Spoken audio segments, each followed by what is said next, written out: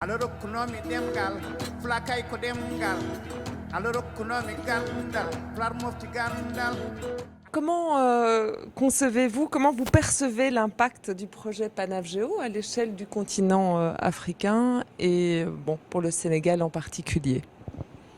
Bon, l'impact du projet Panavgeo au niveau du continent est un impact extrêmement positif dans le sens que c'est un projet qui contribue à rapprocher les services géologiques africains, à échanger sur les bonnes pratiques et les bonnes expériences entre ces différents services et qui leur permettent aussi d'harmoniser davantage les modalités d'encadrement et de pilotage des activités minières. Et ça, c'est une démarche qui contribue, à mon avis, à renforcer les axes d'intégration entre nos différents peuples. Et c'est extrêmement important. Ça permet aux différents experts de nos pays respectifs de rester en réseau et de pouvoir régulièrement échanger. Et à mon avis, c'est des effets qui peuvent aider à accélérer les processus d'intégration, surtout avec les codes miniers communautaires qui sont en train de s'élaborer au niveau de la CEDEAO et de l'UMOA. J'estime que c'est une démarche extrêmement pertinente et qui devrait contribuer à donner beaucoup plus de légitimité aux codes communautaires qui sont en cours d'élaboration.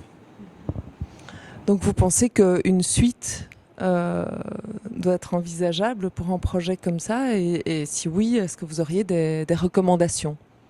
Ouais, une suite est très fortement suggérée dans le sens où il faudrait non seulement capitaliser ce qui a été fait, les énormes acquis, essayer d'évaluer pour voir avec la mise en pratique quels sont peut-être les modules complémentaires ou connexes qu'on pourrait développer pour leur permettre d'optimiser davantage les retombées des formations.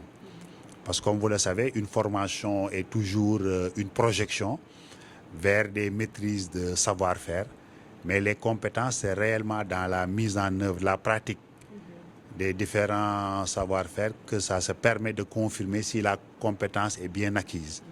Donc il faudrait que les pays respectifs puissent mettre en place un dispositif de suivi et d'optimisation.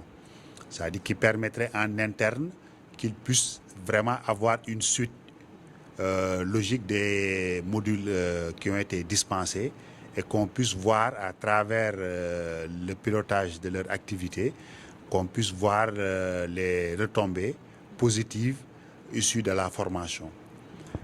Maintenant, ce n'est qu'à ce prix-là qu'en interne et aussi au niveau communautaire, avec nos partenaires, nous pouvons apprécier les modules peut-être complémentaires qui nous paraissent nécessaires pour qu'on puisse davantage optimiser les performances de nos services géologiques africains. Ah mais un jour, merci, vraiment. Merci.